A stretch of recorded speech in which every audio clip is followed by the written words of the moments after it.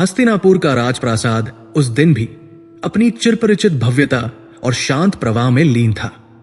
यमुना के तट पर स्थित यह नगर कुरु वंश की शक्ति और प्रतिष्ठा का जीवंत प्रतीक था, जिसकी दीवारें समय के अनगिनत आघातों और विजयों की मूक साक्षी थी। सूर्योदय की पहली किरणें जब स्वर्ण कलशों पर पड़ती तो संपूर्ण नगर एक दिव्य आभा से जगमगा उठता था और राजमहल के भीतर का जीवन अपनी निर्धारित गति से आरंभ हो जाता था।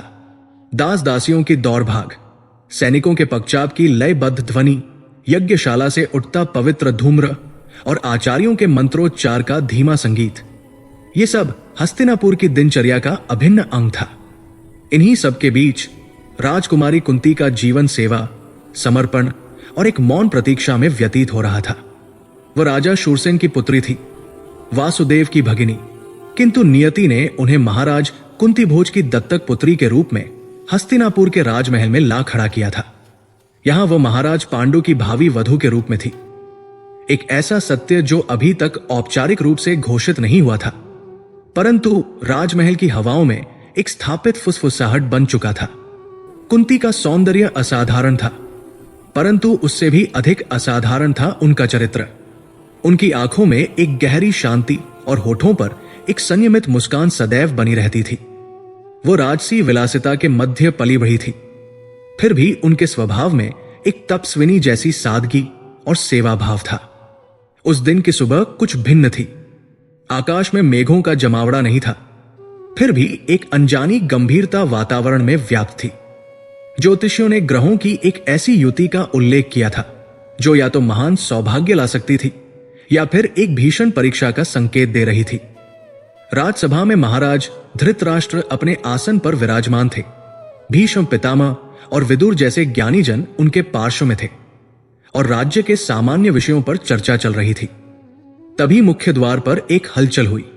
द्वारपालों का विनीत स्वर और फिर एक ऐसी ऊर्जा का प्रवाह भीतर आया जिसने संपूर्ण सभा को स्तब्ध कर दिया। उन्होंने प्रवेश किया महर्षि दुर्वासा। उनका नाम ही उनके स्वभाव का पर्याय था। जटाओं का बोझ शीश पर, नेत्रों में ब्रह्मांड का तेज और ललाट पर क्रोध की स्थायी रेखाएं। उनका शरीर तपस्या की अग्नि में तपकर कृश हो चुका था, परंतु उनकी उपस्थिति में एक ऐसा भारीपन था कि बड़े बड़े सम्राटों के मुकुट भी झुक जाते थे।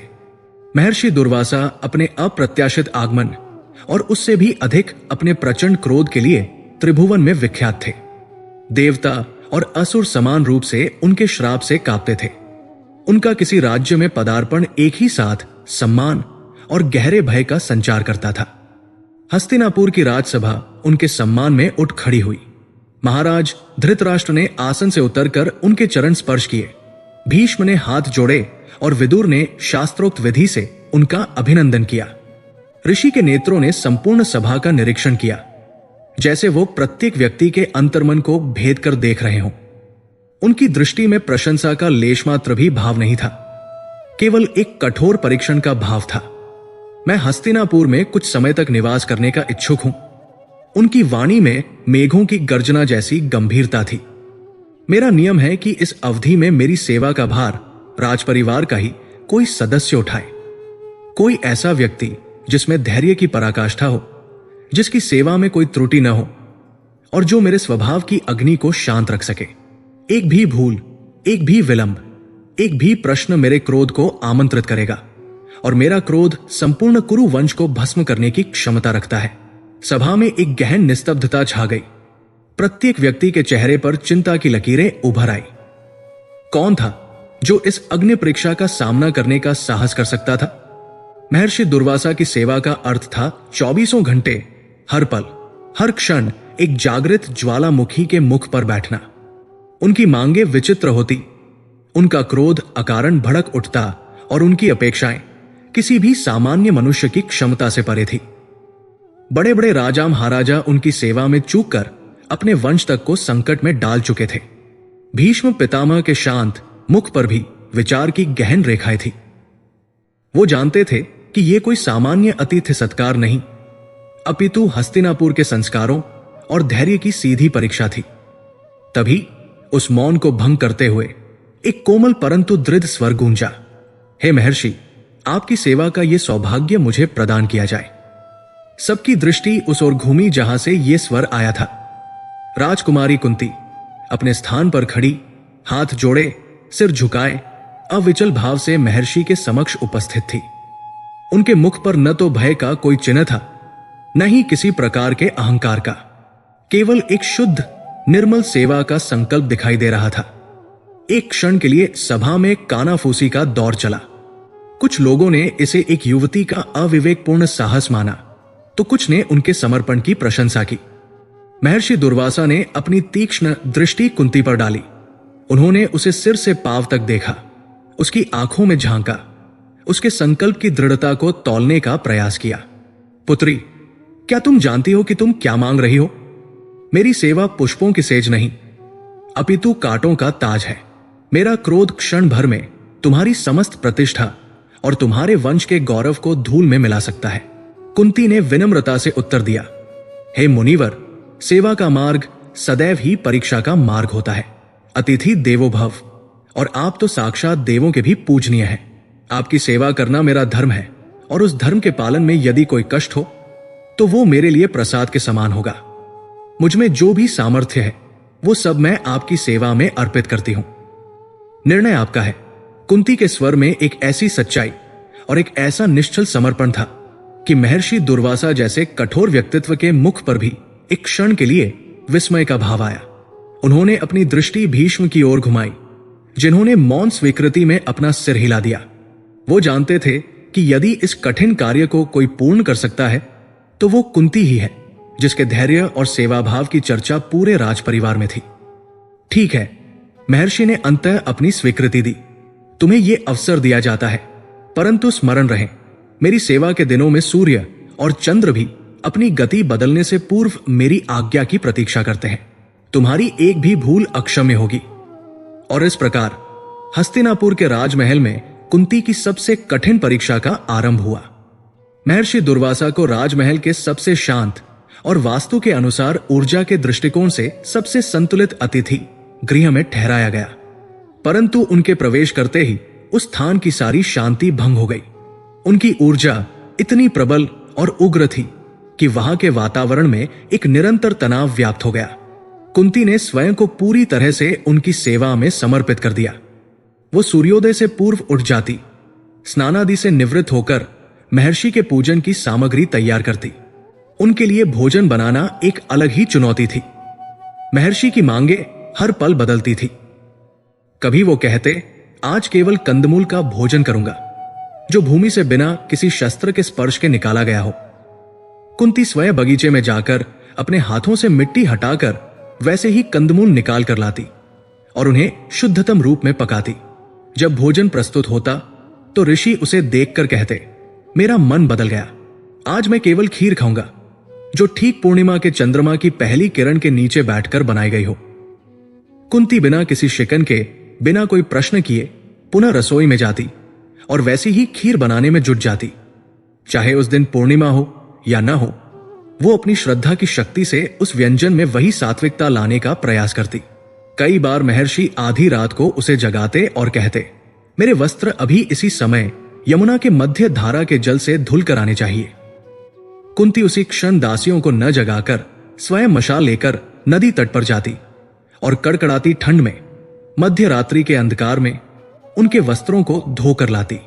जब तक वो लौटती, महर्षि कह देते, अब इन वस्त्रों को सुखाने के लिए मुझे अग्नि का ताप नहीं, अपितु उषा की पहली किरण का ताप चाहिए। कुंती धैर्यपूर्वक उन गीले वस्त्रों को लेकर सूर्योदय की प्रतीक्षा में बैठी रहती। उनकी परीक्षा केवल शारीरिक श्रम तक ही सीमित नहीं थी। महर्षि जानबूझकर ऐसी परिस्थितियां उत्पन्न करते जो किसी भी व्यक्ति के स्वाभिमान को ठेस पहुंचा सकती थी। वो उसे भरी सभा में किसी छोटी सी बात पर अपमानित कर देते। वो उसके द्वारा बनाए गए भोजन को बिना चखे फेंक देते और कहते कि इसमें श्रद्धा की कमी है। वो उसके द्वारा की गई सजावट को देखकर कहते कि इसमें कला नहीं, अहंकार का प्रदर्शन है। किसी भी अन्य व्यक्ति के लिए यह सब सहन करना असंभव होता, परंतु कुंती हर अपमान को एक परीक्षा समझकर स्वीकार करती। उनके मन में ऋषि के प्रति न तो क्रोध उत्पन्न होता, न ही कोई ग्लानि। वो केवल यही सोचती कि अवश्य उनकी सेवा में ही कोई कमी रह गई है, जिसे उन्हें और अधिक परिश्रम से दूर करना है। दिन सप्ताह में और सप्ताह महीनों में बदलने लगे। संपूर्ण राजमहल ये देखकर चकित था। जो कार्य असंभव माना जा रहा था, उसे कुंती एक मौन साधना की तरह कर रही थी। उनके चेहरे की शांति और मुस्कान कभी कम नहीं हुई। उन्होंने अपनी समस्त इच्छाओं, अपनी नींद, अपने सुख, यहां तक कि अपने आत्मसम्मान को भी उस सेवा के यज्ञ में आहुति दे दिया था। वो जानती थी कि वो केवल एक ऋषि की सेवा नहीं कर रही है, अपितु अपने वंश के सम्मान और भविष्य की रक्षा कर रही है। विदुर और भीष्म दूर से ये सब देखते और कुंती के धैर्य और सहनशीलता के प्रति उनका सम्मान दिन प्रतिदिन बढ़ता जाता। उन्हें विश्वास हो गया था कि ये कन्या साधारण नहीं है, इसमें कुरु वंश की कुलवधु बनने के सभी गुण विद्यमान हैं। अंततः वो दिन आया जब महर्षि दुर्वासा के प्रस्थान का समय निकट आ गया। उन्होंने कुंती को अपने पास बुलाया। उस समय कुंती उनके चरण दबा रही थी। ऋषि के मुख पर आज क्रोध की रेखाएं नहीं, अपितु एक गहन संतुष्टि और वात्सल्य का भाव था। उन्होंने अपने नेत्र खोले और कुंती को देखा। उस दृष्टि में अब परीक्षण की कठोरता नहीं, बल्कि एक पिता का स्नेह था। पुत्री, उनकी आवाज में पहली बार इतनी कोमलता थी। तुमने मेरी सेवा नहीं की है, तुमने तपस्या की है। तुमने मेरे क्रोध को नहीं, अपितु स्वयं अपने अहंकार और धैर्य की सीमाओं को जीता है। इस संसार में बड़े बड़े ज्ञानी और राजा मेरे समक्ष विफल हो गए, परंतु तुम एक सुकुमारी राजकुमारी होकर भी अपनी सेवा और समर्पण में अडिग रही। तुम्हारे सेवा भाव ने मेरा हृदय जीत लिया है। मैं तुमसे अत्यंत प्रसन्न हूं। मैं तुम्हें बिना कुछ दिए यहां से नहीं जा सकता। मांगो पुत्री, तुम जो भी वरदान मांगना चाहती हो मांगो। कुंती ने हाथ जोड़कर कहा, हे महर्षि, आपकी प्रसन्नता ही मेरे लिए सबसे बड़ा वरदान है। आपने मुझे सेवा का अवसर दिया, यही मेरा सौभाग्य है। मुझे और कुछ नहीं चाहिए। उसकी इस निष्प्रियता ने ऋषि को और भी अधिक प्रभावित कर दिया। उन्होंने कहा, नहीं पुत्री, मैंने तुम्हें देने का निश्चय कर लिया है और मैं अपने वचन से पीछे नहीं हट सकता। तुम्हारा भविष्य साधारण नहीं होगा। तुम्हारे जीवन में ऐसी परिस्थितियां आएंगी जब तुम्हें दैवीय सहायता की आवश्यकता पड़ेगी। इसलिए मैं तुम्हें वो शक्ति प्रदान करता हूं जो तुम्हारी और तुम्हारे वंश की रक्षा करेगी। महर्षि दुर्वासा समाधिस्थ हो गए। उनके ललाट से एक दिव्य तेज प्रकट हुआ। उन्होंने अपना हाथ कुंती के सिर पर रखा और उसकी आंखों में सीधे देखते हुए गंभीर स्वर में बोले, मैं तुम्हें एक ऐसा दिव्य मंत्र प्रदान करता हूं जिसके प्रभाव से तुम जिस भी देवता का स्मरण कर उसका आह्वान करोगी, वो तत्काल तुम्हारे समक्ष प्रकट होने के लिए विवश हो जाएगा और तुम्हें अपने ही समान तेजस्वी, गुणवान और शक्तिशाली पुत्र प्रदान करेगा। ये मंत्र कभी विफल नहीं होगा। इसका प्रयोग तुम जब भी जहां भी करोगी, देवता अपने वचन से बंधे होंगे। ये कहते हुए उन्होंने कुंती के कान में उस गोपनीय और शक्तिशाली मंत्र का उपदेश दिया। मंत्र के शब्द जैसे ही कुंती की चेतना में उतरे, उसे ऐसा लगा जैसे करोड़ों सूर्यों का प्रकाश उसके भीतर समा गया हो। उसका शरीर कांपने लगा। यह कोई साधारण वरदान नहीं था। यह सृष्टि के नियमों को अपनी इच्छा से मोड़ने की क्षमता थी। यह एक ऐसी शक्ति थी जो इतिहास में किसी भी स्त्री को अप्राप्य थी। कुंती ने कृतज्ञता और विस्मय से भरकर महर्षि के चरणों में अपना सिर रख दिया। उसकी आंखों से अश्रुओं की धारा बहन निकली। ये आनंद, कृतज्ञता और एक अनजाने भय का मिलाजुला भाव था। विदा लेते समय महर्षि दुर्वासा ने उसे एक बार फिर आशीर्वाद दिया, पुत्री, इस शक्ति का प्रयोग अत्यंत विवेक और सावधानी से करना। यह सम्मान भी ला सकती है और यदि विवेक चूका तो लोक निंदा का कारण भी बन सकती है। तुम्हारा भविष्य तुम्हारे निर्णयों पर निर्भर करेगा। महर्षि दुर्वासा चले गए, ठीक उसी तरह जैसे वे आए थे, अप्रत्याशित रूप से। उनके जाने के बाद अतिथि गृह का वातावरण पुनः शांत हो गया, परंतु कुंती का अंतर्मन एक महासागर की भांति उद्वेलित हो उठा था। वो अपने कक्ष में लौट आई और द्वार बंद कर लिए। उसके कानों में अभी भी ऋषि के शब्द और उस दिव्य मंत्र की गूंज थी। एक ओर तो उसका हृदय इस बात से प्रफुल्लित था कि उसकी सेवा सफल हुई और उसे इतना असाधारण वरदान मिला, वो किसी भी देवता को बुला सकती थी। सूर्य, इंद्र, वायु, यम, अश्विनी कुमार, संपूर्ण देवलोक अब उसकी एक प्रार्थना की दूरी पर था। यह विचार ही रोमांचकारी था, परंतु सिक्के का दूसरा पहलू भी था जो उसे भयभीत कर रहा था। वो एक अविवाहित कन्या थी। इस वरदान का प्रयोग उसके लिए सामाजिक और चारित्रिक संकट खड़ा कर सकता था। बिना विवाह के पुत्रवती होना, यह विचार ही किसी भी कुलीन स्त्री के लिए मृत्यु से भी भयावह था। महर्षि की चेतावनी उसके मस्तिष्क में गूंज रही थी। यह सम्मान भी ला सकती है और लोक निंदा का कारण भी बन सकती है। वो समझ नहीं पा रही थी कि यह वरदान था या एक ऐसा अभिशाप जिसे वरदान के आवरण में लपेटकर उसे दिया गया था। उसके मन में एक तीव्र कौतूहल जागा। क्या यह मंत्र सच में इतना शक्तिशाली है? क्या सच में देवगण एक मानवीय स्त्री के आह्वान पर आने को विवश हो सकते हैं? यह एक किशोरी का स्वाभाविक कौतूहल था जो उसे उस शक्ति को परखने के लिए उकसा रहा था। वो महल की खिड़की के पास खड़ी हो गई और बाहर क्षितिज पर उदित हो रहे सूर्य को देखने लगी। सूर्यदेव का तेज, उनकी स्वर्णिम किरणें, संपूर्ण संसार को जीवन देने वाली उनकी ऊर्जा। सहसा उसके मन में विचार कौंधा, क्या वह सूर्यदेव का आह्वान कर सकती है? वो जो समस्त जगत के साक्षी है, जो तेज और ज्ञान के पुंज है। यह विचार जितना आकर्षक था उतना ही खतरनाक भी। एक पल के लिए उसने अपने मन को रोका, परंतु कौतूहल और उस मंत्र की शक्ति को जानने की उत्कंठा उस पर हावी हो रही थी। वो नहीं जानती थी कि उसके जीवन का सबसे बड़ा निर्णायक क्षण उसके समक्ष खड़ा था। वो नहीं जानती थी कि यह कौतूहल, ये एक क्षण की अविवेकपूर्ण उत्सुकता उसके माथे पर एक ऐसा इतिहास लिख देगी जिसे सदियां याद रखेंगी। उसके हाथ में एक दिव्य शक्ति थी, परंतु उसे संभालने वाला विवेक अभी अप्रपक्व था। हस्तिनापुर के उस शांत कक्ष में अपने भविष्य से अनभिज्ञ राजकुमारी कुंती उस असाधारण वरदान के रहस्यमयी और भयावह परिणामों के द्वार पर अकेली खड़ी थी, और उसके एक निर्णय पर महाभारत की संपूर्ण कथा का आधार टिक हुआ था।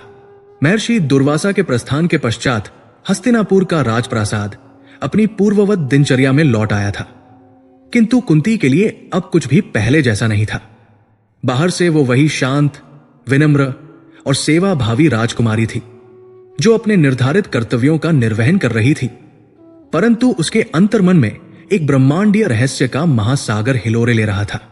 वो दिव्य मंत्र जो अब उसकी चेतना का एक अभिन्न अंग बन चुका था, एक भारी शिला की भांति उसके अस्तित्व पर विराजमान था। वो एक ही साथ एक अद्भुत शक्ति का स्रोत था और एक असहनीय बोझ भी। दिन के कोलाहल में, दास दासियों की चहल पहल और राजसी औपचारिकताओं के बीच वो स्वयं को व्यस्त रखने का प्रयास करती, परंतु रात्रि का एकांत उसे उसी रहस्य के सम्मुख ला खड़ा करता।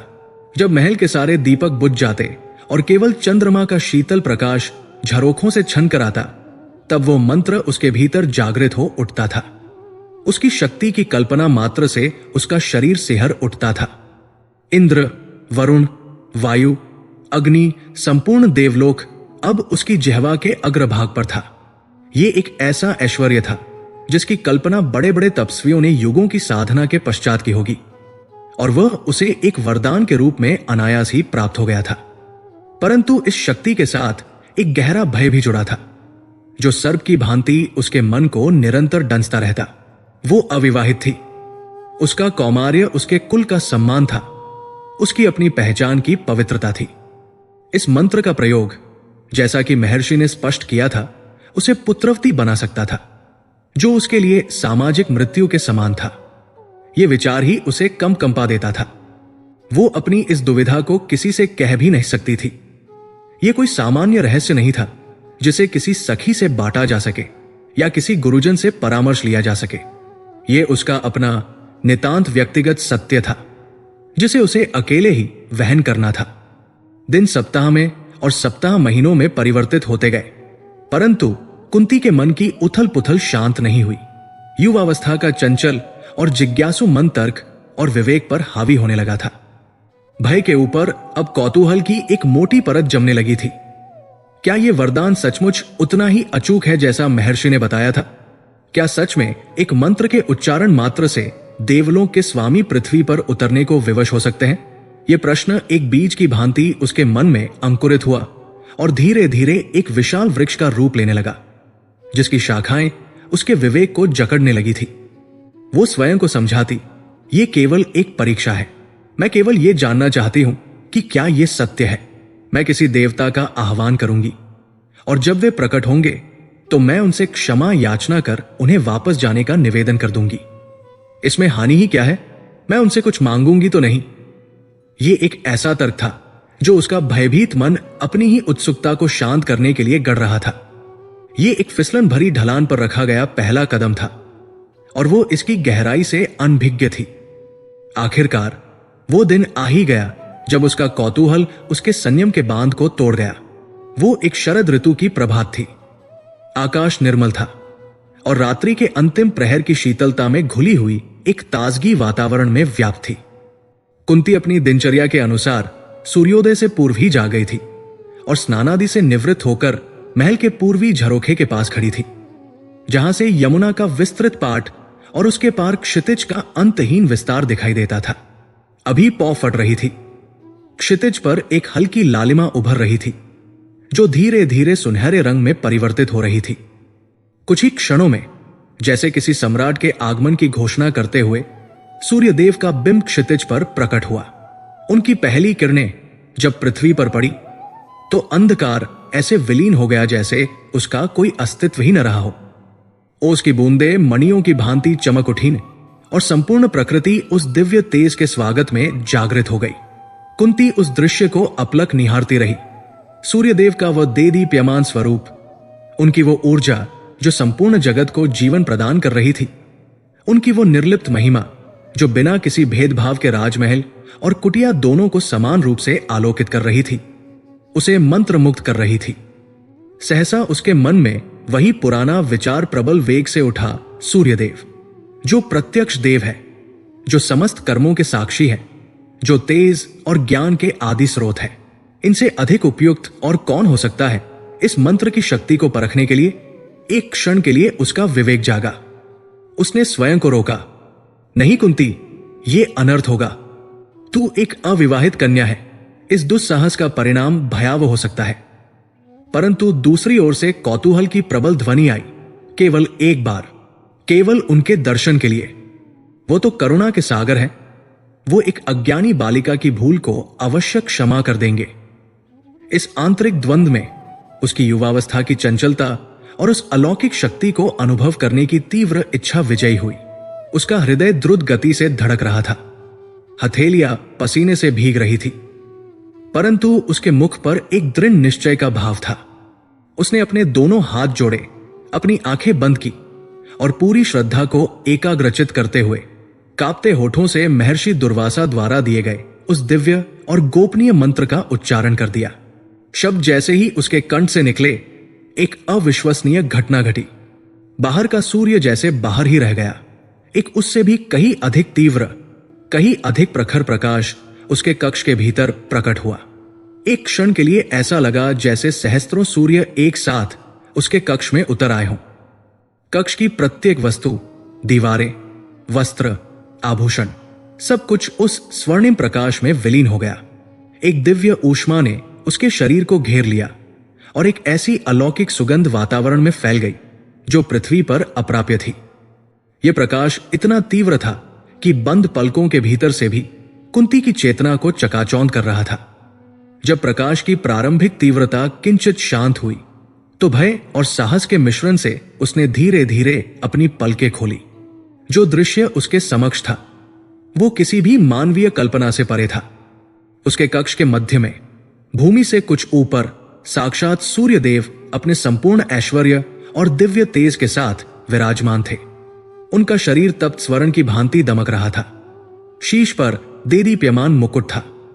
कानों में वही कुंडल थे जिनका तेज ब्रह्मांड को प्रकाशित करता था और वक्ष पर दिव्य कवच सुशोभित था। उनके 7 अश्वों वाले रथ की छाया मात्र ही दिखाई दे रही थी, परंतु उनका स्वयं का प्रभामंडल इतना प्रचंड था कि कुंती को अपनी दृष्टि झुका लेनी पड़ी। उनकी उपस्थिति मात्र से ही कक्ष का तापमान बढ़ गया था और वायु में एक दिव्य ऊर्जा का संचार हो रहा था। कुंती भय और आश्चर्य के मिले जुले भाव से कांप उठी। ये कल्पना थी या सत्य, जिस शक्ति को वो केवल एक कौतूहलवश परखना चाहती थी। वो इतनी भयावह और वास्तविक रूप में उसके समक्ष खड़ी थी। उसके घुटने जैसे निर्जीव हो गए और वो भूमि पर बैठ गई। उसके कंठ से शब्द नहीं निकल रहे थे। उसने किसी प्रकार अपने जुड़े हुए हाथों को ऊपर उठाया और अश्रुपूर्ण नेत्रों से कहा, हे देव, हे जगत के स्वामी, मैंने ये क्या कर दिया? मैंने अज्ञानतावश केवल अपने बाल सुलभ कौतूहल के कारण आपको पुकारा था। मेरा उद्देश्य आपको कष्ट देना या आपका अपमान करना कदापि नहीं था। मैं केवल उस दिव्य मंत्र की शक्ति को परखना चाहती थी जो मुझे महर्षि दुर्वासा से प्राप्त हुआ है। हे दिनकर, मुझ अज्ञानी बालिका पर कृपा करें, मुझे क्षमा करें और कृपया अपने लोक को वापस लौट जाए। उसकी कातर पुकार सुनकर सूर्यदेव के मुख पर एक गंभीर परंतु कोमल मुस्कान उभरी। उनकी वाणी में मेघों की गर्जना जैसी गंभीरता थी, परंतु उसमें क्रोध का लेश मात्र भी नहीं था। उठो राजकुमारी कुंती, भयभीत न हो। मैं तुम्हारे आह्वान के उद्देश्य को जानता हूं। तुम्हारे मन में कोई पाप नहीं है, केवल एक स्वाभाविक जिज्ञासा थी। कुंती ने रोते हुए कहा, परंतु हे देव, मैं एक अविवाहित कन्या हूं। मेरा कौमार्य ही मेरा धर्म है। मैं आपसे पुत्र कैसे प्राप्त कर सकती हूं? इससे मेरे पिता, मेरे कुल और संपूर्ण हस्तिनापुर के सम्मान पर कलंक लग जाएगा। संसार मुझे क्या कहेगा? कृपा करे देव, मुझ पर यह विपत्ति न डालें। आप तो धर्म के ज्ञाता है, आप ही मेरा मार्गदर्शन करें। सूर्यदेव अपने स्थान से नीचे उतरे और उसके समक्ष आकर खड़े हो गए। उनकी उपस्थिति इतनी तेजस्वी थी कि कुंती को लगा जैसे वह उस तेज में भस्म हो जाएगी। उन्होंने कहा, देवी, मैं तुम्हारी विवशता और तुम्हारे भय को समझता हूं, परंतु तुम मेरी विवशता को भी समझो। मैं महर्षि दुर्वासा के वरदान और तुम्हारे द्वारा उच्चारित मंत्र की शक्ति से बंधा हुआ हूं। यदि मैं बिना वरदान दिए यहां से लौट गया तो ये उस मंत्र का, उस महर्षि का और स्वयं मेरा भी अपमान होगा। महर्षि का क्रोध प्रलयंकारी होता है। यदि उनका वरदान मिथ्या सिद्ध हुआ तो वो न केवल तुम्हें अपितु तुम्हारे संपूर्ण कुल को भस्म कर देंगे। क्या तुम अपने एक कौतूहल के लिए अपने पूरे वंश को संकट में डालना चाहोगी? यह सुनकर कुंती सन्न रह गई।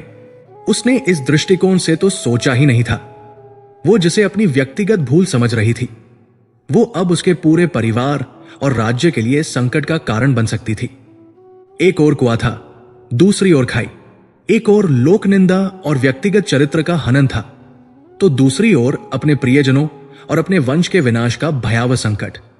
उसकी आंखों के सामने अंधेरा छा गया। उसने एक अंतिम प्रयास करते हुए गिड़गिड़ाकर कहा, हे प्रभु, क्या कोई और मार्ग नहीं है? क्या आप मुझे कोई और वरदान नहीं दे सकते?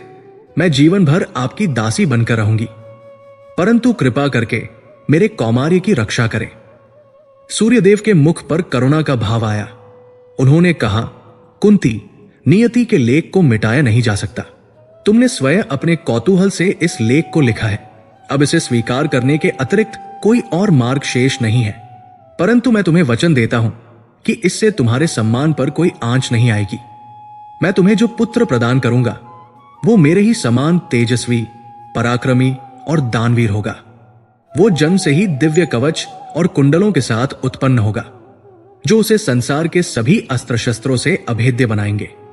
और मैं तुम्हें यह भी वरदान देता हूं कि इस पुत्र के जन्म के पश्चात तुम्हारा कौमार्य अक्षुण बना रहेगा और तुम पुनः कुमारी हो जाओगी, जिससे तुम्हारे भविष्य के वैवाहिक जीवन पर कोई प्रभाव नहीं पड़ेगा।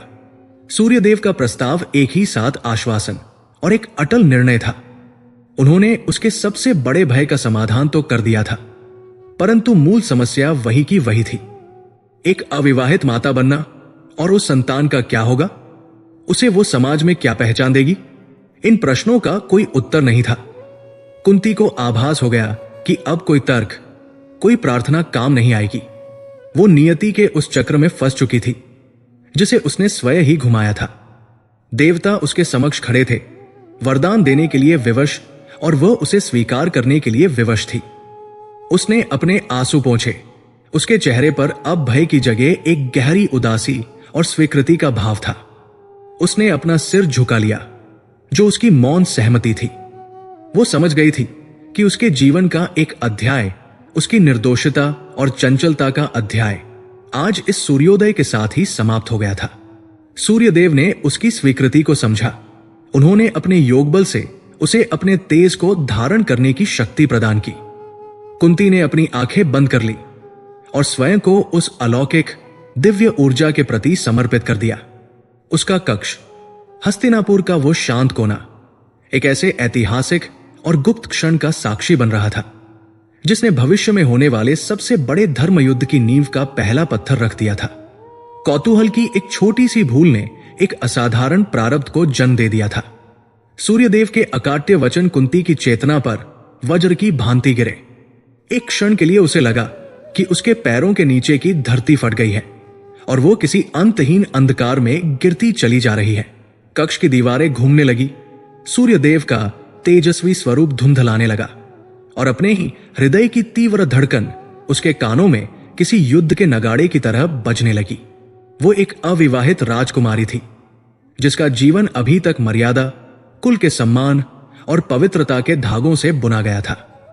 पुत्र प्राप्ति का विचार, जो किसी भी विवाहित स्त्री के लिए जीवन की सबसे बड़ी सार्थकता होती है, उसके लिए इस क्षण में सामाजिक मृत्यु कुल के लिए कलंक और स्वयं के अस्तित्व पर एक अमिट धब्बे के समान था।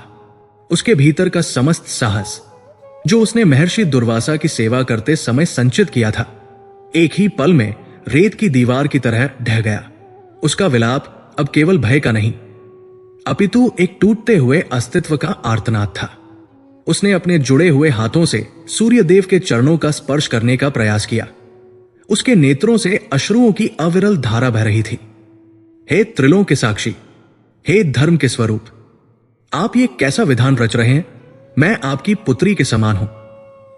कोई पिता अपनी पुत्री को ऐसे धर्म संकट में कैसे डाल सकता है? इस पुत्र को मैं क्या नाम दूंगी? इसे किसका वंशज कहूंगी?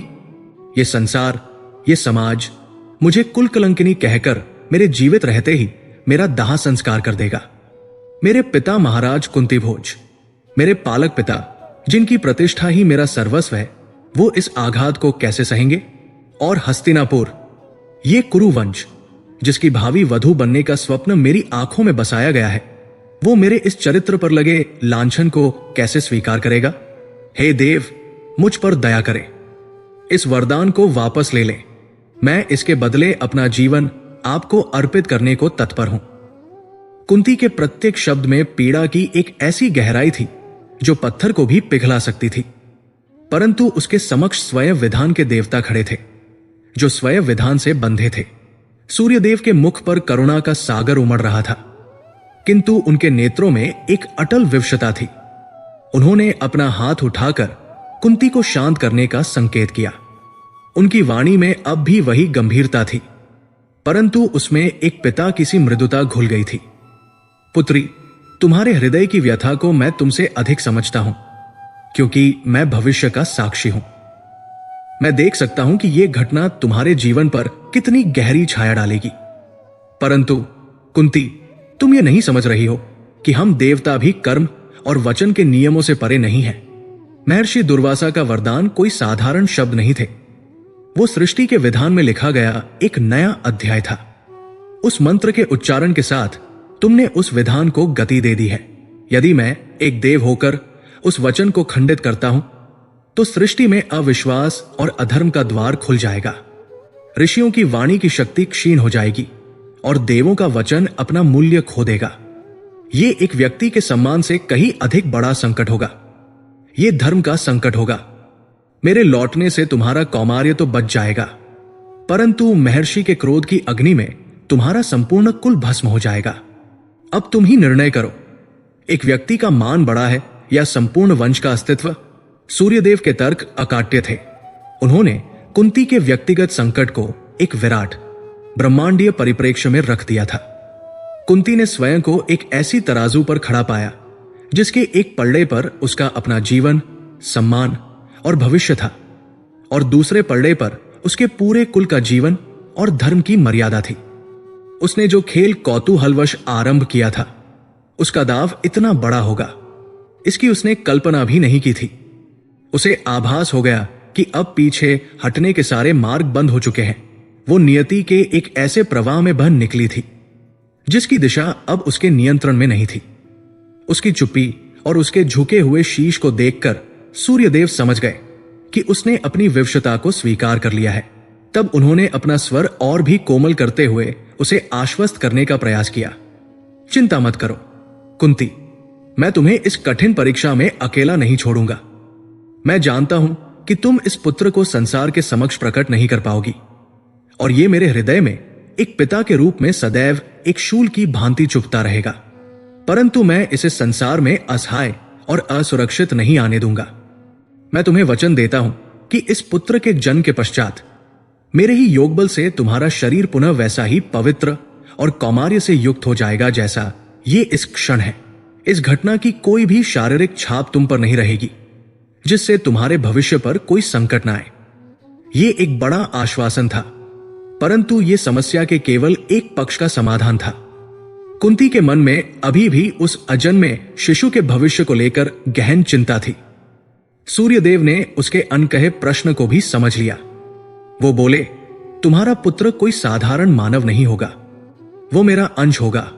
उसमें मेरा तेज, मेरा पराक्रम और मेरा औदार्य होगा। वो इस पृथ्वी के महानतम योद्धाओं में से एक बनेगा, और उसकी रक्षा के लिए मैं उसे एक ऐसा उपहार दूंगा जो उसे संसार में अजेय बना देगा। ये कहते हुए सूर्यदेव का तेज और भी प्रखर हो गया। उन्होंने अपना हाथ आगे बढ़ाया और कहा, सुनो कुंती, तुम्हारा पुत्र जन्म से ही एक दिव्य कवच से सुसज्जित होगा। यह कवच कोई बाहरी आवरण नहीं, अपितु उसकी त्वचा का ही एक अभिन्न अंग होगा, जो सुवर्ण की भांति दमकता हुआ उसके वक्ष और पीठ की रक्षा करेगा। संसार का कोई भी दिव्यास्त्र, कोई भी ब्रह्मास्त्र या पाशुपतास्त्र इस कवच को भेद नहीं पाएगा। यह मेरी शक्ति का साक्षात स्वरूप होगा, जो सदैव मेरे पुत्र के साथ रहेगा। इसके अतिरिक्त उसके कानों में जन्म से ही दिव्य कुंडल होंगे, जो अमृत से सिंचित होंगे। जब तक ये कवच और कुंडल उसके शरीर के अंग हैं, तब तक उसे मृत्यु तो क्या, काल भी स्पर्श नहीं कर पाएगा। यह मेरा पितृत्व का वचन है, जो कभी मिथ्या नहीं होगा। सूर्यदेव के वचन सुनकर कुंती स्तब्ध रह गई। एक ओर अपने भाग्य की विडंबना पर उसे रोना आ रहा था, तो दूसरी ओर वो ये सोचकर सिहर उठी कि उसका पुत्र कितना असाधारण और शक्तिशाली होगा। अजय, ये शब्द उसके कानों में गूंज रहा था। ये एक ऐसा वरदान था जो उसके पुत्र को देवताओं के समकक्ष खड़ा कर रहा था। विवशता और स्वीकृति के उस क्षण में कुंती ने अपनी आंखें बंद कर ली और स्वयं को नियति के हाथों में सौंप दिया। सूर्यदेव ने अपनी योगमाया का प्रयोग किया और अपना दिव्य तेज कुंती के गर्भ में स्थापित कर दिया। यह प्रक्रिया इतनी अलौकिक और सूक्ष्म थी कि कुंती को केवल एक क्षण के लिए ऐसा लगा जैसे करोड़ों सूर्यों का प्रकाश उसके भीतर समा गया हो, और फिर सब कुछ पहले की भांति शांत हो गया। जब उसने आंखें खोली तो सूर्यदेव अंतर्धान हो चुके थे। कक्ष में अब वही प्रभात का सामान्य प्रकाश था, परंतु कुंती का जीवन सदा के लिए बदल चुका था। वो अब अकेली नहीं थी। अपने भीतर वो एक असाधारण रहस्य और एक दिव्य जीवन को धारण किए हुए थी। इसके बाद के मास कुंती के लिए अग्नि परीक्षा से कम नहीं थे। उसने इस रहस्य को अपनी आत्मा की सबसे गहरी परतों में छिपा लिया। उसकी सबसे विश्वस्त धाय और एक दो दासियों के अतिरिक्त इस भेद को कोई नहीं जानता था। राजमहल की चहल पहल, उत्सवों और दैनिक क्रियाकलापों के बीच वो एक कुशल अभिनेत्री की भांति व्यवहार करती रही। उसके मुख पर वही शांत मुस्कान और व्यवहार में वही विनम्रता बनी रही, परंतु भीतर ही भीतर वो हर क्षण एक अनजाने भय और अपराध बोध की अग्नि में जल रही थी। जब भी कोई राजपरिवार का सदस्य उसके स्वास्थ्य की चिंता करता, तो वो उसे ऋतु परिवर्तन का प्रभाव कहकर टाल देती। उसने अपने कक्ष को ही अपना संसार बना लिया था। वो घंटों एकांत में बैठी रहती, अपने गर्भ पर हाथ रखकर उस बढ़ते हुए जीवन को अनुभव करती। कभी कभी उसके मन में उस शिशु के प्रति असीम वात्सल्य उमड़ता।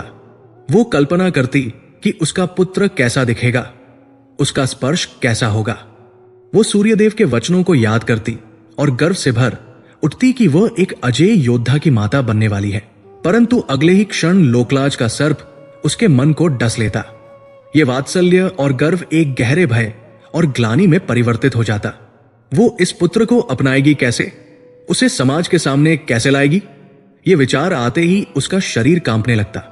ये 9 महीने उसके लिए 9 युगों के समान थे, जहां हर दिन वो आशा और निराशा, प्रेम और भय के बीच झूलती रहती थी। अंततः प्रसव पीड़ा का समय आ गया। एक अंधेरी रात्रि में, जब संपूर्ण हस्तिनापुर निद्रा में लीन था, कुंती को उसकी विश्वस्त धाय यमुना के तट पर स्थित एक गुप्त स्थान पर ले गई। आकाश में घने बादल छाए थे, जैसे प्रकृति भी इस रहस्य पर पर्दा डालना चाहती हो। पीड़ा की हर लहर के साथ कुंती के मन में एक तूफान उठता। यह केवल शारीरिक पीड़ा नहीं थी, ये एक पहचान को जन्म देने की मानसिक यंत्रणा थी, जिसे वो कभी अपना नहीं सकेगी। और फिर मध्य रात्रि के गहन अंधकार को चीरते हुए एक शिशु की किलकारी गूंजी, परंतु ये कोई साधारण किलकारी नहीं थी। उस रुदन में भी एक सिंह जैसी गर्जना का आभास था। जब धाय ने उस शिशु को अपने हाथों में लिया तो उसकी आंखें आश्चर्य से फटी रह गई। कुंती ने भी अपनी पीड़ा को भूलकर जब उस बालक को देखा तो वो देखती ही रह गई। वो कोई साधारण शिशु नहीं था। उसके शरीर पर सोने का एक दिव्य कवच ऐसे जुड़ा हुआ था जैसे वो उसकी अपनी ही त्वचा हो, और उस कवच पर चंद्रमा का प्रकाश पड़ने से एक अलौकिक आभा उत्पन्न हो रही थी। उसके कानों में स्वर्ण कुंडल किसी नक्षत्र की भांति चमक रहे थे। उसका मुखमंडल स्वयं प्रभात के सूर्य की तरह तेजस्वी और कांतिमय था। उसे देखकर कोई भी कह सकता था कि यह किसी देवता का ही अंश है, कोई पार्थिव प्राणी नहीं। एक क्षण के लिए कुंती सब कुछ भूल गई। अपने पुत्र के उस अलौकिक स्वरूप को देखकर उसका मातृ हृदय प्रेम से भर गया। उसने कांपते हाथों से उसे अपनी गोद में लिया। उस स्पर्श में एक ऐसा जादू था, एक ऐसा अपंत्व था कि कुंती के सारे भय, सारी चिंताएं एक पल के लिए विलीन हो गई। वो बस अपने पुत्र को निहारती रही, उसके सुनहरे बालों को सहलाती रही, उसकी छोटी छोटी उंगलियों को चूमती रही। परंतु तभी उस बालक ने पुनः किलकारी भरी, और इस बार वो ध्वनि कुंती के कानों में किसी सुखद संगीत की तरह नहीं, अपितु एक कठोर और भयावह चेतावनी बनकर गूंजी। ये ध्वनि उसे यथार्थ के क्रूर धरातल पर वापस ले आई। ये किलकारी मानो पूरे संसार से घोषणा कर रही थी, मैं आ गया हूं। ये उसके रहस्य के प्रकट होने का नाद था, उसके कुल पर लगने वाले कलंक का जय घोष था। जिस शिशु को वो अपनी छाती से लगाए हुए थी, वो एक ही साथ उसका सबसे बड़ा गौरव और उसका सबसे बड़ा भय था। उसका प्रेम और उसकी ममता एक पल में लोकलाज की विशाल चट्टान से टकराकर चूर चूर हो गए। उस तेजस्वी बालक की हर किलकारी अब उसके कानों में एक भय बनकर गूंज रही थी, एक ऐसा भय जो उसे उसके जीवन के सबसे कठिन और सबसे निर्मम निर्णय की ओर धकेल रहा था। उस अलौकिक शिशु के जन्म के साथ ही कुंती के जीवन का सबसे कठिन अध्याय आरंभ हुआ। वो गुप्त कक्ष, जो अब तक एक रहस्य को सहेजने का आश्रय स्थल था, अब एक युद्ध भूमि में परिवर्तित हो चुका था। यह युद्ध किसी बाहरी शत्रु से नहीं था, यह कुंती के अपने ही अंतर्मन में लड़ा जा रहा था। जहां एक ओर मातृत्व का आदिम, निश्चल और सर्वस्व समर्पण कर देने वाला सागर उमड़ रहा था, तो दूसरी ओर कुल की मर्यादा, लोकलाज और भविष्य के भयावह परिणामों की एक विशाल अभेद्य दीवार खड़ी थी। वो नवजात शिशु जो स्वयं सूर्य का अंश था, जिसकी उपस्थिति मात्र से कक्ष का अंधकार भी तेज से भर जाता था, कुंती की गोद में एक जीवित प्रश्न बनकर लेटा हुआ था। एक ऐसा प्रश्न जिसका कोई भी उत्तर केवल पीड़ा और विनाश की ओर ले जाता था। पहले कुछ क्षण तो विशुद्ध विस्मय और वात्सल्य में बीते। उसने अपने पुत्र को अपनी छाती से लगाया। उस नन्हे से शरीर की उष्णता, उसकी धीमी लयबद्ध श्वासें और उसकी छोटी छोटी उंगलियों का अपनी मां को पकड़ने का सहज प्रयास, इस अनुभव ने कुंती के भीतर के सारे भयों को एक पल के लिए पिघला दिया। वो भूल गई कि वो एक अविवाहित राजकुमारी है। वो भूल गई समाज के नियमों को। वो भूल गई महर्षि के वरदान के परिणामों को। उस क्षण वो केवल एक मां थी और उसकी गोद में उसका संसार था। उसने उसके ललाट को चूमा, उसकी दिव्य आभा को अपनी आंखों में भर लिया। वो उसके कवच को छूकर देखती, जो उसकी त्वचा के समान कोमल था, फिर भी उसमें वज्र की सी दृढ़ता का आभास था। वो उसके कुंडलों को सहलाती, जो किसी कुशल कारीगर द्वारा गढ़े गए प्रतीत होते थे, परंतु वे उसके शरीर के ही जीवंत अंग थे। ये शिशु उसका गौरव था, उसकी तपस्या का फल था, एक देवता का प्रसाद था, परंतु यह शांति क्षण भंगुर थी। जैसे ही शिशु ने भूख से व्याकुल होकर या किसी असहजता के कारण पुनः रुदन किया, उसकी वो किलकारी किसी राजोद्घोषणा की तरह उस मौन कक्ष की दीवारों से टकराई। वो ध्वनि कुंती के कानों से होती हुई सीधे उसके हृदय में एक भाले की तरह चुभ गई। ये उसके सुखद भ्रम का अंत था। ये यथार्थ की वो कठोर थपकी थी जो उसे बता रही थी कि ये शिशु केवल उसका संसार नहीं, अपितु उसके संसार के लिए सबसे बड़ा संकट है। हर किलकारी के साथ उसका भय बढ़ता जाता। उसे लगता जैसे ये आवाज दीवारों को भेद कर बाहर गलियारों में गूंज रही है, जैसे दासियां कानाफूसी कर रही है, जैसे सैनिक द्वार की ओर बध रहे हैं, जैसे पितामह भीष्म और महात्मा विदुर के समक्ष उसका ये घोर पाप उजागर हो गया है। उसका पूरा शरीर भय से ठंडा पड़ गया। उसने तुरंत अपने वक्ष लगाकर उस शिशु के मुख को ढकने का प्रयास किया ताकि उसकी आवाज बाहर न जा सके। ये एक मां का पहला क्रूर किंतु विवशतापूर्ण कृत्य था, अपनी ही संतान की आवाज को दबाना। इसके बाद की रातें और दिन कुंती के लिए नरक की यंत्रणा के समान थे। दिन के उजाले में वह अपने कक्ष में बंदी की तरह रहती, इस भय से कि कोई उसके चेहरे पर आई पीड़ा और रहस्य को पठ न ले। रात्रि का अंधकार जो सामान्यतः प्रेमियों और योगियों के लिए होता है, उसके लिए एक अंतहीन विलाप का समय बन गया था। वो अपने पुत्र को अपनी छाती से लगाए बिना कोई आवाज किए घंटों रोती रहती। उसके आंसू उस शिशु के दिव्य कवच पर गिरकर मोतियों की भांति बिखर जाते। उसका हृदय दो भागों में बंट गया था। एक भाग जो मां का था, उस शिशु से तर्क करता, हे मेरे पुत्र, हे सूर्य के अंश, इसमें तुम्हारा क्या दोष है? तुम तो एक वरदान के रूप में आए हो। तुम निर्दोष हो, पवित्र हो। यह संसार कितना क्रूर है जो तुम्हारी दिव्यता को नहीं, अपितु मेरे अविवाहित मातृत्व को देखेगा। यह समाज कितना अंधा है जो तुम्हारे तेज को नहीं, अपितु मेरे तथाकथित पाप को आकेगा। मैं तुम्हें कैसे त्याग दूं? तुम मेरे शरीर का अंश हो, मेरी आत्मा का प्रतिबिंब हो। तुम्हारे बिना मेरा जीवन कैसा होगा? नहीं, मैं तुम्हें लेकर कहीं दूर चली जाऊंगी, किसी वन में, किसी पर्वत की कंदरा में, जहां समाज के ये झूठे नियम और मर्यादाएं हम तक न पहुंच सके। मैं तुम्हारा पालन पोषण करूंगी। मैं तुम्हें संसार का सबसे महान योद्धा बनाऊंगी। हम दोनों एक दूसरे के लिए पर्याप्त होंगे। परंतु जैसे ही यह विचार उसके मन में दृढ़ होने लगता, उसके भीतर का दूसरा भाग, जो एक राजकुमारी का था, एक कुलवधू का था, एक बेटी का था, अपनी भयावह तर्क शक्ति के साथ खड़ा हो जाता। वो कहता, मूर्ख कुंती, कहां जाओगी तुम? यह संसार तुम्हारी कल्पना से कहीं अधिक बड़ा और क्रूर है। तुम जो महलों में पली बढ़ी हो, जिसने कभी अपने हाथ से एक ग्रास भी नहीं तोड़ा, तुम वन के कष्टों को कैसे सहोगी और इस शिशु का पालन कैसे करोगी?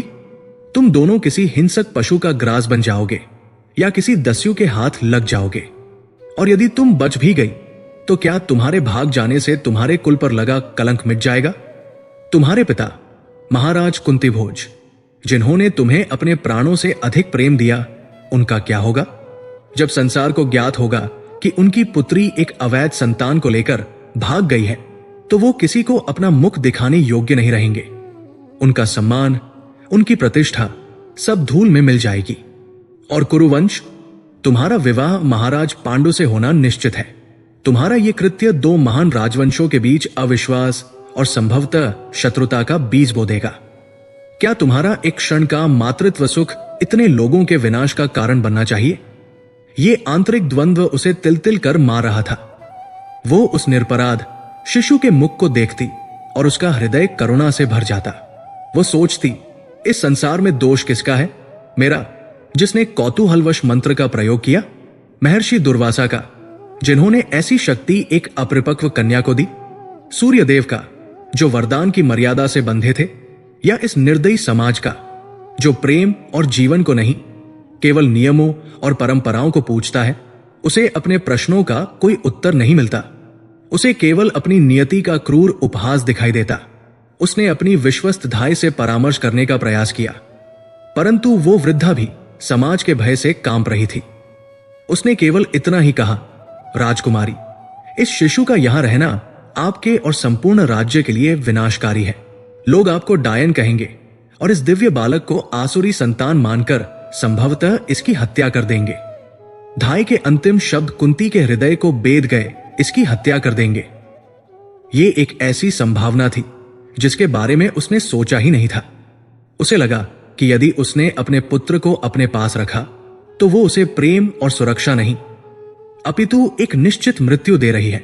समाज का तिरस्कार शायद वो सह भी जाती, परंतु अपने पुत्र की मृत्यु की कल्पना मात्र से उसकी आत्मा कांप उठी। अब उसका द्वंद्व एक नए और भी अधिक भयावह मोड़ पर आ गया था। क्या अपने पुत्र को अपने पास रखकर उसे मृत्यु के मुख में धकेलना मातृत्व है, या उसे स्वयं से दूर भेजकर उसके जीवन की रक्षा करना सच्चा मातृत्व है? यह वो निर्णायक क्षण था जब उसके भीतर की राजकुमारी ने उसकी मां पर विजय प्राप्त की, परंतु एक विचित्र रूप में। यह विजय स्वार्थ के लिए नहीं थी, अपितु अपने पुत्र के जीवन की रक्षा के लिए थी। उसे यह कठोर सत्य स्वीकार करना पड़ा कि उसके पुत्र का सबसे बड़ा शत्रु कोई और नहीं, स्वयं उसकी अपनी मां, उसका अपना सान्निध्य है। जब तक वो उसके पास है वो सुरक्षित नहीं है। उसे बचाने का एक ही उपाय है उसे स्वयं से दूर कर देना, उसे एक ऐसी पहचान देना जहां उसकी मां का कलंक उस पर छाया न बन सके। ये निर्णय लेना जितना कठिन था उतना ही उसे क्रियान्वित करना भी। अपने हृदय पर एक विशालकाय पत्थर रखकर उसने अपने जीवन का सबसे निर्मम कार्य करने का निश्चय किया। उसने अपनी धाई की सहायता से बेंत की एक बड़ी और मजबूत पेटी मंजूषा मंगवाई। उस खाली पेटी को देखकर कुंती का हृदय हाहाकार कर उठा। यही उसके पुत्र का पहला और अंतिम पालना बनने वाला था। उसने अपने हाथों से उस पेटी के भीतर मुलायम रेशमी वस्त्र बिछाए। हर वस्त्र को बिछाते समय उसके आंसू उस पर गिरते रहे। उसने अपने सबसे सुंदर और मूल्यवान दुशाले उस पेटी में रखे ताकि उसके पुत्र को शीत न लगे। उसने सुगंधित पुष्पों की एक सेज बनाई। वो उस निर्जीव पेटी को ऐसे सजा रही थी जैसे कोई मां अपने पुत्र के लिए पहली बार शैया तैयार कर रही हो, परंतु ये जीवन की नहीं, विदाई की शैया थी। जब पेटी तैयार हो गई तो उसने अपने पुत्र को अंतिम बार स्तनपान कराया। दूध की हर बूंद के साथ उसके आंसू भी शिशु के मुख में जा रहे थे। वो अपने पुत्र के मुख को, उसकी आंखों को, उसके नन्हे हाथों को अपनी स्मृति में सदा के लिए अंकित कर लेना चाहती थी। उसने शिशु को उन रेशमी वस्त्रों में लपेटा, उसके ललाट पर एक अंतिम दीर्घ चुंबन दिया और कांपते हुए हाथों से उसे उस पेटी के भीतर लिटा दिया। शिशु उस आरामदायक स्थान पर गहरी निद्रा में सो गया, इस बात से अनभिज्ञ कि उसकी अपनी मां ही उसे सदा के लिए स्वयं से दूर करने जा रही थी। कुंती ने पेटी का ढक्कन बंद करने से पहले एक बार फिर उसका मुख देखा। उसे लगा जैसे उसका हृदय फट जाएगा। उसने मन ही मन सूर्यदेव को पुकारा, हे देव, आपने तो कहा था कि यह अजय होगा, फिर आज इसकी रक्षा कौन करेगा? आपने इसे कवच कुंडल तो दिए, पर अपनी मां का आंचल छीन लिया। अंत में उसने अपनी आंखों को दृढ़ता से बंद किया और पेटी का ढक्कन लगा दिया। उसने धाई को साथ लिया और रात्रि के सबसे गहन प्रहर में, जब राजमहल का हर प्रहरी भी अर्धनिद्रा में था, वो एक चोर की भांति अपने ही पुत्र को लेकर राजमहल से बाहर निकली। वे दोनों यमुना के तट की ओर नहीं, अपितु अश्व नदी के तट की ओर बढ़ी, जो हस्तिनापुर के निकट ही बहती थी। नदी का कलकल करता प्रवाह उस रात्रि में एक करुण संगीत की तरह लग रहा था। नदी तट पर पहुंचकर कुंती के पैर लड़खड़ा गए। अब अंतिम क्षण आ गया था। उसने पेटी को भूमि पर रखा, उसे खोला और एक बार फिर अपने सोते हुए पुत्र को निहारा। उसने झुककर उसके कान में फुसफुसाते हुए कहा, हे मेरे पुत्र, तुम्हारी मां विवश है। मैं तुम्हें समाज के तिरस्कार से नहीं बचा सकती, इसलिए तुम्हें स्वयं से दूर कर रही हूं।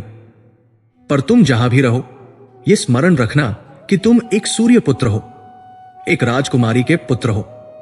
तुम कायर नहीं, वीर बनना। तुम याचक नहीं, दानी बनना। मैंने तुम्हें जन्म दिया है, परंतु ये नदी, ये गंगा मां अब तुम्हारी पालक होंगी।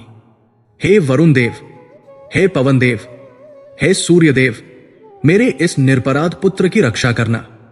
यह कहते हुए उसने अपने हृदय के टुकड़े को उस मंजूषा सहित नदी की बहती धारा में रख दिया। एक क्षण के लिए पेटी भंवर में डोली और फिर धारा के साथ धीरे धीरे बहने लगी। कुंती तब तक उस बहती हुई पेटी को देखती रही जब तक वो अंधकार में विलीन नहीं हो गई। जब वो ओझल हो गई तो कुंती वही रेत पर गिरकर मूर्छित हो गई। उसने अपने मातृत्व का, अपने वात्सल्य का, अपनी आत्मा के एक अंश का अपने ही हाथों से विसर्जन कर दिया था। ये एक मां का वो कठिन निर्णय था जिसने उसके हृदय में एक ऐसा घाव बना दिया जिसे समय कभी नहीं भर सका, और जिसने महाभारत की उस गाथा को जन्म दिया जहां भाई ही भाई के विरुद्ध खड़ा होने वाला था। वो रात्रि साधारण रात्रियों से भिन्न थी। आकाश में चंद्रमा तो था, परंतु बादलों के एक घने आवरण ने उसकी चांदनी को पृथ्वी तक पहुंचने से रोक रखा था। मानो प्रकृति भी कुंती के इस गुप्त और पीड़ादायक कृत्य पर पर्दा डालने का प्रयास कर रही हो। अश्व नदी का तट उस गहन अंधकार में और भी अधिक भयावह और निर्जन प्रतीत हो रहा था। नदी के प्रवाह का स्वर, जो सामान्यतः एक मधुर संगीत की भांति लगता था, आज कुंती के कानों में एक करुण विलाप बनकर गूंज रहा था।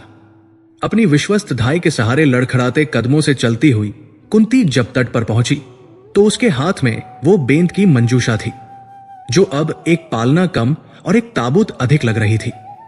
उसके भीतर उसका नवजात पुत्र, सूर्य का अंश, संसार के भविष्य का एक महत्वपूर्ण अध्याय गहरी निद्रा में लीन था। इस बात से सर्वथा अनभिज्ञ कि कुछ ही क्षणों में उसका भाग्य और उसकी पहचान सदा के लिए बदलने वाली है। कुंती के पैर रेत में धंस रहे थे, परंतु उससे कहीं अधिक उसका हृदय निराशा और ग्लानि के दलदल में धंसता जा रहा था। तट पर पहुंचकर उसने कांपते हाथों से उस पेटी को नीचे रखा। एक अंतिम बार उसने अपनी ममता को परखने और अपने निर्णय को तौलने का प्रयास किया। क्या वह सचमुच ये कर पाएगी? क्या एक मां इतनी निर्मम हो सकती है?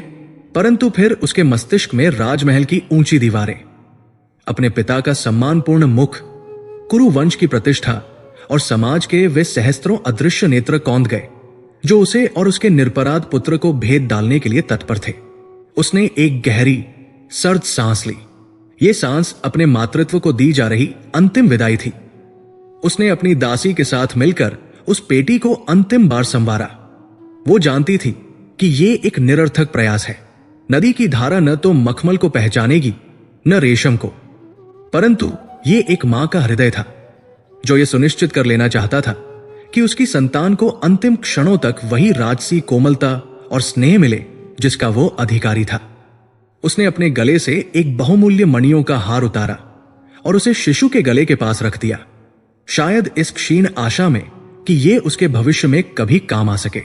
उसने अपने आंचल का एक टुकड़ा फाड़ा, उसे अपने अश्रुओं से भिगोया और शिशु के सिर के नीचे रख दिया ताकि उसकी गंध, एक मां की पहचान, कुछ देर और उसके साथ रह सके। फिर वो क्षण आया। वो झुकी और अपने जीवन में अंतिम बार अपने पुत्र के मस्तक को चूमा। ये चुंबन केवल प्रेम का नहीं था, ये क्षमा याचना थी, एक विवश मां की अपनी संतान से की गई कातर प्रार्थना थी। ये विदाई थी, एक ऐसा मौन वचन था जिसे केवल उन दोनों की आत्माएं ही समझ सकती थी। उसके गर्म आंसू शिशु के गाल पर गिरे, परंतु वो अपनी निद्रा में शांत बना रहा। हे गंगे, कुंती ने आकाश की ओर देखकर हाथ जोड़ते हुए फुसफुसाया। उसकी आवाज रुदन के कारण कांप रही थी। तुम मां हो, तुम इस सृष्टि की धमनियों में बहने वाला जीवन हो।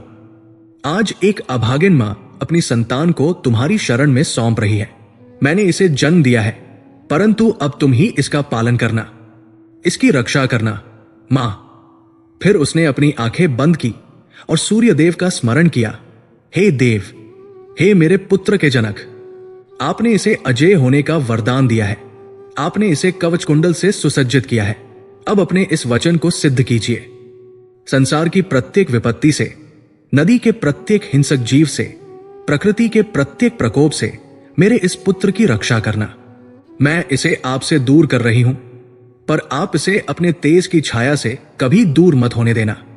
यह कहते हुए उसने और उसकी दासी ने मिलकर उस पेटी को उठाया और नदी के ठंडे गहरे जल में धीरे से रख दिया। एक क्षण के लिए पेटी जल की सतह पर स्थिर रही, जैसे वो भी इस विदाई की पीड़ा को अनुभव कर रही हो। फिर एक हल्की सी हिलोर के साथ नदी की धारा ने उसे अपनी आगोश में ले लिया और वो धीरे धीरे बहने लगी। कुंती वही घुटनों के बल रेत पर बैठ गई। अपनी हथेलियों से मुंह ढंककर वो ऐसे रोने लगी जैसे उसके प्राण ही उसके शरीर से निकल रहे हों। वो उस अंधकार में उस छोटी सी पेटी को तब तक देखती रही जब तक वो एक बिंदु बनकर उसकी अश्रुपूरित आंखों से ओझल नहीं हो गई। वो मंजूषा अब नियति की एक नौका थी जिस पर एक असाधारण भविष्य सवार था। नदी की धारा उसे किसी मां की लोरी की तरह झुलाती हुई आगे ले जा रही थी। रात्रि के प्रहरी नक्षत्रगण बादलों के झीने आवरण से झांककर इस मूक यात्रा को देख रहे थे। पवन देव ने अपना वेग मंद कर लिया था ताकि कोई प्रचंड झोंका इस नन्ही सी नाव को पलट न दे। वरुण देव ने नदी के भीतर के मगरमच्छों और अन्य हिंसक जीवों को उस मार्ग से दूर रहने का आदेश दे दिया था। स्वयं सूर्यदेव, जो अभी क्षितिज के नीचे थे, अपनी रश्मियों के अदृश्य हाथों से उस पेटी को एक सुरक्षा कवच प्रदान कर रहे थे। वो किसी साधारण शिशु की यात्रा नहीं थी, वो देवताओं द्वारा संरक्षित एक रहस्य की यात्रा थी। पेटी बहती रही, रात्रि बीतती रही। उषा की पहली किरण ने जब आकाश पर अपनी स्वर्णिम कूची फेरी, तब वो पेटी हस्तिनापुर की सीमा के निकट चंपा नगरी के पास बह रही थी। इसी तट पर हस्तिनापुर के महाराज धृतराष्ट्र का सारथी अधिरथ अपनी नित्य की दिनचर्या के अनुसार सूर्यदेव को अर्घ्य देने के लिए आया हुआ था। अधिरथ एक सूत पुत्र था, परंतु वो अपने कर्म और स्वभाव से किसी ऋषि से कम नहीं था। वो ईमानदार, धर्मपरायण और एक संतुष्ट व्यक्ति था। उसके जीवन में केवल एक ही दुख था, एक ही अपूर्णता थी। वो और उसकी पत्नी राधा नीह संतान थे। उन्होंने पुत्र प्राप्ति के लिए अनेक व्रत, यज्ञ और अनुष्ठान किए थे, परंतु उनकी गोद अभी तक सूनी थी। ये दुख राधा को भीतर ही भीतर खोखला करता जा रहा था और अधिरथ अपनी पत्नी की इस पीड़ा को देखकर अत्यंत दुखी रहता था।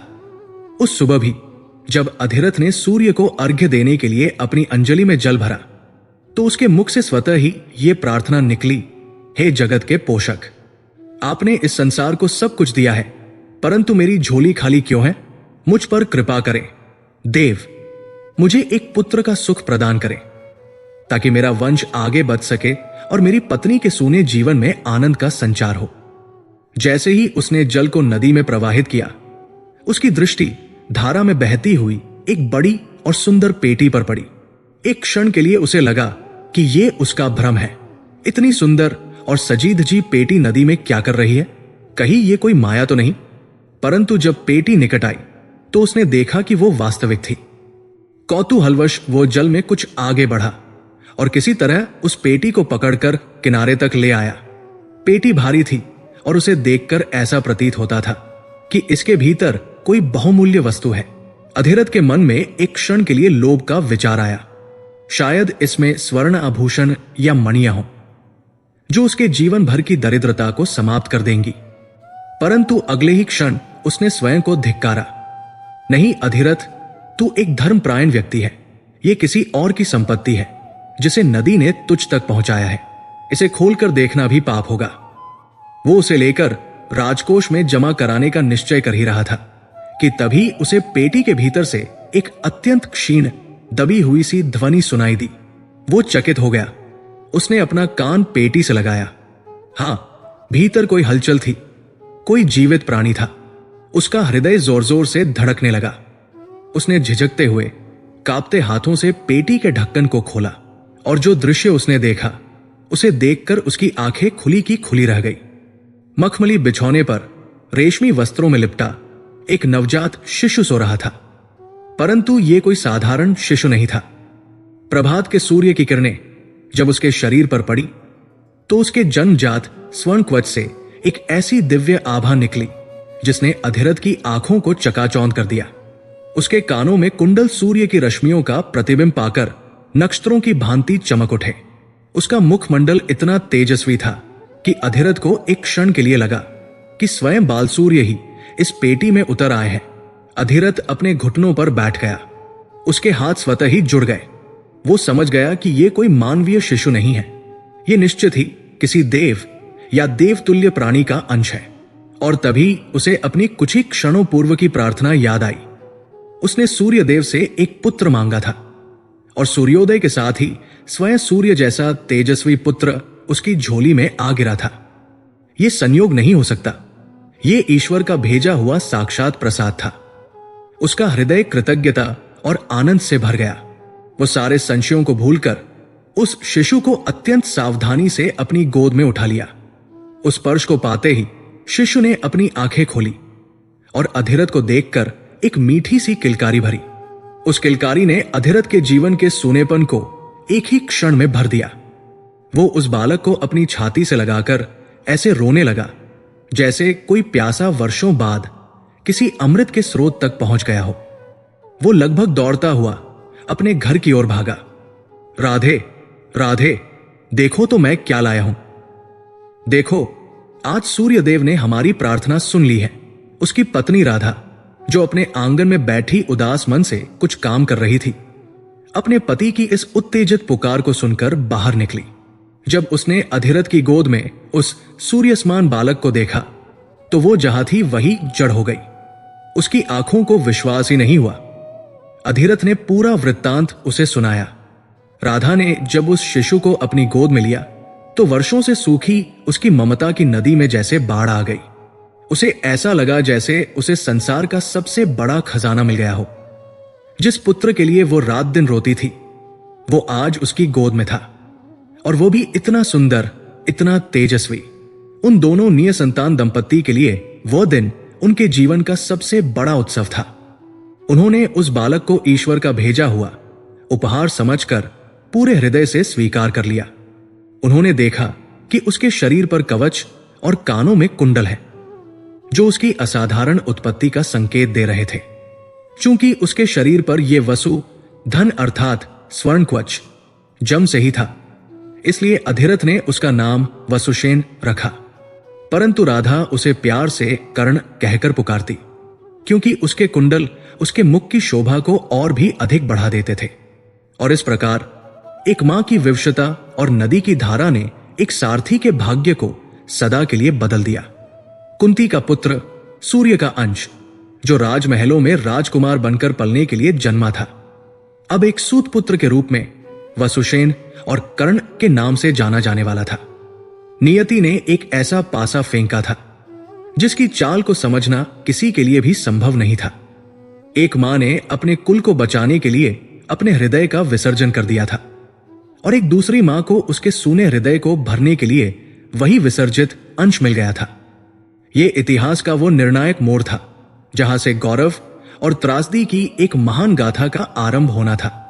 नदी की धारा में उस सुनहरी मंजूषा के विलीन हो जाने के पश्चात कुंती का शरीर तो राजमहल लौट आया, परंतु उसकी आत्मा सदा के लिए उसी नदी तट की ठंडी रेत में दफन हो गई। सूर्यदेव का वरदान अपना कार्य कर चुका था। उसका कौमार्य अक्षुण्ण था। उसके शरीर पर मातृत्व का कोई चिन्ह शेष नहीं था, परंतु उसके हृदय पर एक ऐसा घाव लग चुका था जो समय के किसी भी मरहम से भरने वाला नहीं था। उसने लोकलाज के भय से अपने पुत्र को त्याग दिया था, यह सोचकर कि यह कृत्य उसके कुल के सम्मान की रक्षा करेगा और उस शिशु को एक अज्ञात परंतु संभवतः सुरक्षित भविष्य देगा। परंतु वो ये नहीं जानती थी कि उसने नदी की धारा में केवल एक शिशु को नहीं, अपितु अपने जीवन भर की शांति और महाभारत के युद्ध के पहले बीज को प्रवाहित कर दिया था। यह रहस्य एक असहनीय बोझ बनकर जीवन भर उनके हृदय में एक अदृश्य कांटे की तरह चुभता रहा, जो हर सुख के क्षण में और भी गहरी पीड़ा देता। समय का चक्र अपनी गति से घूमता रहा। कुंती का विवाह हस्तिनापुर के महाराज पांडु से हुआ। वो कुरु वंश की महारानी बनी। उन्हें वो सम्मान और प्रतिष्ठा प्राप्त हुई जिसकी वो अधिकारिणी थी। परंतु राजमहल की विलासिता, महारानी का पद और पति का प्रेम कुछ भी उसके अंतर्मन में बसे उस अंधकार को मिटा न सका। अक्सर रातों में वह चौंक कर जाग जाती। उसे लगता जैसे किसी शिशु की किलकारी गूंज रही है या नदी की लहरें उसे उलाहना दे रही है। जब भी वो किसी नवजात शिशु को देखती, उसका हृदय अपनी ही संतान के लिए तड़प उठता। वो कल्पना करती, क्या वो जीवित होगा? उसे किसने पाया होगा? क्या उसे मां का स्नेह मिला होगा? या वो भूख और शीत से किसी निर्जन तट पर समाप्त हो गया होगा? यह विचार एक विष की भांति उसकी नसों में दौड़ता और उसे भीतर ही भीतर खोखला करता रहता। नियति का उपहास तब और भी क्रूर हो गया जब महाराज पांडु को ऋषि किंदम का श्राप मिला और वो संतानोत्पत्ति के सुख से वंचित हो गए, जिस कुंती ने एक पुत्र को जन्म देकर त्याग दिया था। आज वही अपने पति को वंशहीनता के संताप में जलते हुए देख रही थी। ये उसके लिए एक दोहरा दंड था। एक ओर त्यागे हुए पुत्र की पीड़ा थी, तो दूसरी ओर पति को पुत्र सुख न दे पाने की ग्लानि। इसी गहन निराशा के क्षण में उसने अपने पति के समक्ष महर्षि दुर्वासा के वरदान का रहस्य खोला, परंतु ये एक अर्ध सत्य था। उसने वरदान की शक्ति के बारे में तो बताया, परंतु इस बात को अपनी आत्मा की गहराइयों में छिपा लिया कि वो इस वरदान का एक बार पहले ही अपने कौतूहल के कारण प्रयोग कर चुकी है। ये अर्धसत्य उसके पहले झूठ से भी अधिक घातक सिद्ध होने वाला था। महाराज पांडु के आग्रह पर उसने धर्मराज, पवनदेव और इंद्रदेव का आह्वान कर युधिष्ठिर, भीम और अर्जुन को जन्म दिया। प्रत्येक पुत्र के जन्म पर राजपरिवार में उत्सव मनाया जाता, परंतु कुंती के लिए हर उत्सव एक मौन शोक के साथ आता। जब वो युधिष्ठिर के शांत मुख को देखती तो सोचती, क्या मेरा पहला पुत्र भी ऐसा ही धर्मपरायण होगा? जब वो भीम की बलशाली भुजाओं को देखती तो कल्पना करती, क्या वह भी ऐसा ही शक्तिशाली होगा? और जब वो अर्जुन के तेजस्वी स्वरूप को निहारती तो उसका हृदय कांप उठता, क्या उसका तेज भी ऐसा ही असाधारण होगा? उसके ये तीनों पुत्र उसके लिए सुख के साथ साथ एक निरंतर अनुस्मारक थे। उस पहले पुत्र की एक धुंधली परछाई थे, जिसे उसने कभी पूरी तरह देखा भी नहीं था। उसका मातृत्व अपूर्ण था, खंडित था, क्योंकि उसका एक अंश कहीं अज्ञात में अपनी पहचान के लिए भटक रहा था, और वो अंश भटक ही रहा था। हस्तिनापुर से दूर चंपा नगरी में सारथी अधिरथ और राधा के आंगन में वो सूर्यपुत्र वसुषेण के नाम से बड़ा हो रहा था। उसे माता पिता का असीम स्नेह मिला। राधा ने उसे अपने प्राणों से अधिक चाहा और अधिरथ ने उसे अपनी क्षमता से बढ़कर हर सुख देने का प्रयास किया। परंतु जैसे जैसे कर्ण बड़ा होता गया, उसे ये आभास होने लगा कि वो अपने परिवेश से भिन्न है। उसके भीतर एक स्वाभाविक क्षत्रिय तेज था, उसकी भुजाओं में एक योद्धा की शक्ति थी और उसके हृदय में एक सम्राट की सी महत्वाकांक्षा थी। जब वो अन्य सूतपुत्रों के साथ खेलता तो उसे लगता कि वो घोड़ों की लगाम थामने के लिए नहीं, अपितु धनुष की प्रत्यंचा खींचने के लिए जन्मा है। समाज ने उसे उसकी सच्चाई का बोध बड़ी ही क्रूरता से कराया। जब भी उसने अपनी असाधारण प्रतिभा का प्रदर्शन करने का प्रयास किया, उसे सूतपुत्र कहकर तिरस्कृत कर दिया गया। ये दो शब्द उसके अस्तित्व के लिए सबसे बड़ा अभिशाप बन गए। वो नहीं जानता था कि वो कौन है, उसका वास्तविक वंश क्या है, परंतु वो ये जानता था कि वो केवल एक सारथी का पुत्र नहीं हो सकता। उसके जन्मजात कवच और कुंडल उसे निरंतर उसकी दिव्यता का आभास कराते थे, परंतु संसार उसे केवल उसकी सामाजिक पहचान से ही आंकता था। यह द्वंद्व उसके भीतर एक ऐसी अग्नि को जन्म दे रहा था जो सम्मान और स्वीकृति के लिए धधक रही थी। अपनी पहचान और सम्मान के लिए उसका जीवन एक अंतहीन संघर्ष बन गया। वो सर्वश्रेष्ठ धनुर्धर बनना चाहता था, परंतु गुरु द्रोणाचार्य ने उसे सूतपुत्र कहकर शिक्षा देने से मना कर दिया। इस अपमान ने उसके हृदय में कुरु वंश के राजकुमारों, विशेषकर अर्जुन के प्रति एक गहरी प्रतिद्वंद्विता का बीज बो दिया। यही पुत्र कर्ण अपनी पहचान की इसी खोज में दुर्भाग्यवश उसी के भाइयों पांडवों के विरुद्ध खड़ा हुआ, जिनसे वो सर्वथा अनभिज्ञ था। नियति उन बिछड़े हुए भाइयों को पहली बार हस्तिनापुर की रंगभूमि में आमने सामने ले आई। जब अर्जुन अपने धनुर्विद्या के कौशल से समस्त प्रजा को मंत्रमुग्ध कर रहा था, तब कर्ण ने उस रंगभूमि में प्रवेश किया और अर्जुन को द्वंद्व के लिए ललकारा। उस क्षण जब कर्ण अपनी पूरी महिमा में सूर्य के समान दमकते हुए कवच और कुंडलों के साथ मंच पर खड़ा था, दर्शक दीर्घा में बैठी कुंती का हृदय एक क्षण के लिए धड़कना भूल गया। उसने उसे पहचान लिया। वही स्वर्णिम आभा, वही जन्मजात कवच और कुंडल, वही सूर्य जैसा अदम्य तेज। समय जैसे रुक गया था। उसका अतीत, जिसे उसने वर्षों पहले नदी की धारा में बहा दिया था, आज एक जीवित, प्रचंड और ज्वलंत सत्य बनकर उसके और उसके पुत्रों के बीच खड़ा था। उसका त्यागा हुआ पुत्र जीवित था, और केवल जीवित ही नहीं, वो एक महान योद्धा था जो उसके सबसे प्रिय पुत्र अर्जुन के प्राण लेने को आतुर था। कुंती के लिए उस क्षण को सहना मृत्यु से भी भयावह था। उसके भीतर एक तूफान उठ खड़ा हुआ। एक ओर उसका मातृ हृदय अपने खोए हुए पुत्र को देखकर आनंदित हो रहा था, तो दूसरी ओर अपने ही पुत्रों को एक दूसरे के रक्त का प्यासा देखकर भय से कांप रहा था। वो चीख कर सबको सच बता देना चाहती थी। वो कर्ण को अपनी छाती से लगाकर कहना चाहती थी कि अर्जुन उसका शत्रु नहीं, अनुज है। परंतु वर्षों की चुप्पी, कुल की मर्यादा का भय और एक महारानी के पद के बंधन ने उसकी जिह्वा को सील कर दिया। वो भय और पीड़ा से मूर्छित हो गई और उसका रहस्य एक बार फिर उसी के भीतर दफन होकर रह गया। उसी रंगभूमि में जब कर्ण को एक बार फिर सूतपुत्र कहकर अपमानित किया गया, तब दुर्योधन ने आगे बढ़कर उसका हाथ थामा। दुर्योधन ने कर्ण को वह दिया जिसका वह जीवन भर भूखा था, सम्मान, स्वीकृति और मित्रता। उसने कर्ण को अंगदेश का राजा बनाकर उसे एक पहचान दी। उस एक क्षण के उपकार ने कर्ण को सदा के लिए दुर्योधन का ऋणी बना दिया। कर्ण अधर्म के साथ नहीं खड़ा हुआ था, वो उस एकमात्र व्यक्ति के साथ खड़ा हुआ था जिसने भरी सभा में उसके सम्मान की रक्षा की थी। और इस प्रकार कुंती के मौन ने, समाज के तिरस्कार ने और दुर्योधन की मित्रता ने कर्ण को पांडवों के सबसे प्रबल और घातक शत्रु के रूप में स्थापित कर दिया। सूर्यदेव का वरदान, जो एक आशीर्वाद होना चाहिए था, जो कुंती को देवसमान पुत्र प्रदान करने के लिए था, कुंती की एक भूल, एक क्षण के कौतूहल के कारण एक ऐसा अभिशाप बन गया, एक ऐसा रहस्य बन गया जिसने महाभारत के उस महाविनाशकारी युद्ध की नींव रखी। यदि कुंती ने उस दिन कौतूहल पर विजय प्राप्त कर ली होती तो कर्ण का जन्म ही न होता। यदि जन्म के पश्चात उसने समाज के भय पर विजय प्राप्त कर ली होती और सत्य को स्वीकार कर लिया होता तो कर्ण पांडवों का ज्येष्ठ भ्राता होता, युधिष्ठिर के स्थान पर हस्तिनापुर का स्वाभाविक उत्तराधिकारी होता। उसके नेतृत्व में पांडव अजय होते और शायद कौरव कभी युद्ध का दुस्साहस ही न कर पाते। परंतु ऐसा नहीं हुआ। कुंती के एक निर्णय ने इतिहास की धारा को बदल दिया। उसका भय एक ऐसा विष बना जिसने पीढ़ियों को प्रभावित किया।